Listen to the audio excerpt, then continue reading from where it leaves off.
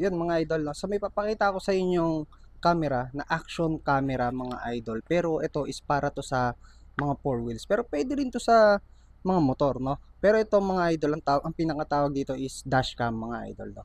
Kung gusto mong ma-record yung biyahe mo sa kalsada, yun. So kailangan mo ng dashcam, no? For security purposes na rin mga idol. So ipapakita ko sa inyo kung anong klase ba yung dashcam na yun mga idol. Ito yun, no? Yan, no? Napakasulit nitong dashcam na to mga idol. Take note mga idol, meron po itong free na memory card. Yan, no? So ito yung binili natin dito sa TikTok mga idol. Tingnan nyo naman, sobrang sulit nito mga idol. At ito yung kanyang box mga idol. 1080p nga pala to, no? Itong unit na to, 1080p na camera.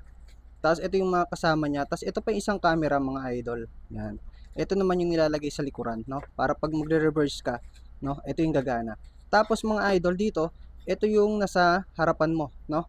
Ito yung nasa pinakaharapan ng sasakyan. Ito yung nasa may hood or sa may basta sa pinakaitaas niya mga idol, no? Sa malapit sa salamin sa gitna. Sa rear mirror mga idol, no?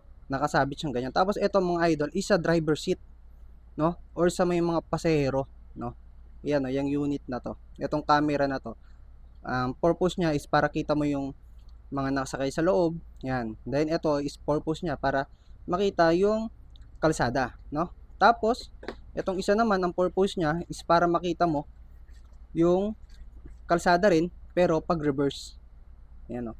So kung kailangan niyo ng ganyang camera mga idol, no? Nasa showcase natin yan mga idol, sa showcase, no? So puntahan niyo na lang yung showcase ko sa profile natin mga idol. Makikita niyo tong ano na to, dashcam camera na to, mga idol, no? So sobrang sulit niyan mga idol. Ibang klase yan.